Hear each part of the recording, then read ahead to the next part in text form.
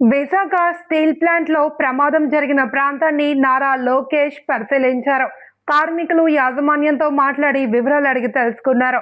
కార్మికుల సమస్యలను పరిష్కరించి స్టీల్ ప్లాంట్కు ప్రభుత్వం అన్ని విధాలుగా అండగా ఉంటుంది అని భరోసా ఇచ్చారు. మేము కేవలం డబ్బులు ఇచ్చి వెళ్ళిపోవడానికే రాలేదు, బాధిత కుటుంబాలకు దీర్ఘకాలికంగా అండగా ఉండడానికి వచ్చాము అని, అందుకే ఎప్పుడూ లేని విధంగా శాశ్వత ప్రాతిపదికన ఉద్యోగం కూడా ఇస్తాము అని హామీ ఇచ్చాము అని అన్నారు నారా లోకేష్. నిన్న స్టీల్ ప్లాంట్ లో జరిగిన ప్రమాదం గతంలో ఎప్పుడూ జరగలేదని, 30 ఏళ్లలో ఇలాంటి ఘటనను మేము ఎన్నడూ చూడలేదు అని కార్మికులే చెబుతున్నారు. అందుకే ఈ ఘటనపై విచారణకు ఆదేశించాము. నిపుణులు వచ్చి సమగ్రంగా విచారణ చేసి ప్రమాదానికి గల కారణాలను గుర్తిస్తారు. వారు ఇచ్చే సూచనల ఆధారంగా తదుపరి చర్యలు తీసుకుంటాము అని, విశాఖ ఉక్కుని కాపాడటమే కాదు, ఉత్పత్తిని కూడా తిరిగి ప్రారంభించామన్నారు. ఇలాంటి సమయంలో స్టీల్ ప్లాంట్ లో ఇలాంటి ఘటన జరగడం దురదృష్టకరం అన్నారు.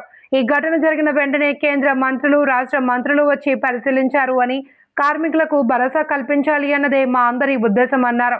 కేంద్ర మంత్రి కుమారస్వామి అదనంగా 25 లక్షల రూపాయల చొప్పున ప్రకటించారు. ఎప్పుడూ లేని విధంగా శాశ్వత ప్రాతిపదికన ఉద్యోగం ఇస్తామని, ఈ కుటుంబాలకు శాశ్వతంగా అండగా నిలబడేందుకు ఎన్డీఏ అడుగు వేసింది అన్నారు నారా లోకేష్.